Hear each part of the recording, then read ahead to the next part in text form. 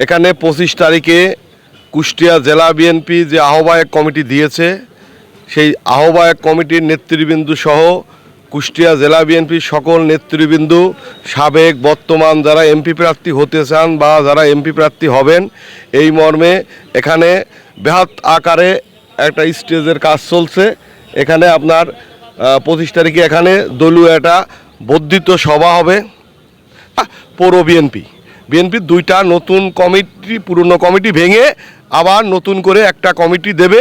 সেই মর্মেই যারা বিগত কমিটিতে ছিলেন তাদেরকে অনারেবল বা তাদেরকে সম্মান দেখানোর জন্য সেই কমিটির সহ বিএনপির সকল নেতৃবৃন্দকে ডেকে কুষ্টিয়া জেলা বিএনপির বর্তমান আহ্বায়ক জনাব কুতুবুদ্দিন চাচা এবং সদস্য সচিব জনাব জাকির হোসেন সরকার এবং কুষ্টিয়া জেলা বিএনপির যত যুগ্ম সম্পাদক আছেন তারা মিলে শেখ সাদি সহ সবাই মিলে এবং শেখ সাদি আনসার প্রামাণিক ওনারা এই কমিটির বিশেষ অতিথি থাকবেন এবং প্রধান অতিথিত্ব করবেন, মানে প্রধান অতিথি উপস্থিত থাকবেন খোকসা কুমারখালীর সাবেক এমপি সৈয়দ মেহেদি আহমেদ রুমি।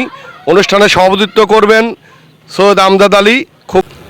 আমি মোহাম্মদ মোস্তাফিজুর রহমান মোস্তাক, সাবেক অর্থ সম্পাদক, বাংলাদেশ জাতীয়তাবাদী ছাত্রদল কেন্দ্রীয় সংসদ।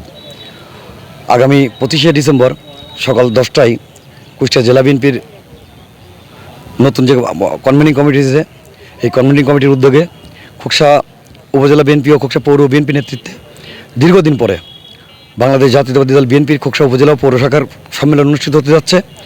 নেতাকর্মীরা দীর্ঘদিন পরে এই যে সম্মেলন অনুষ্ঠিত হচ্ছে, নেতাকর্মীরা অত্যন্ত আগ্রহ এবং উচ্ছ্বাসের সহিত এই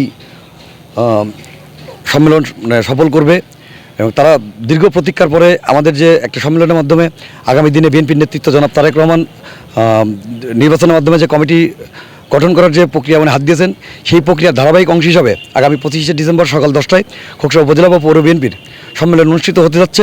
বিএনপির সর্বস্তরের নেতাকর্মীরা বাঁধভাঙা উচ্ছ্বাসের সহিত এই প্রোগ্রামে অংশগ্রহণ করবে এবং প্রোগ্রামকে সাফল্যমণ্ডিত করবে।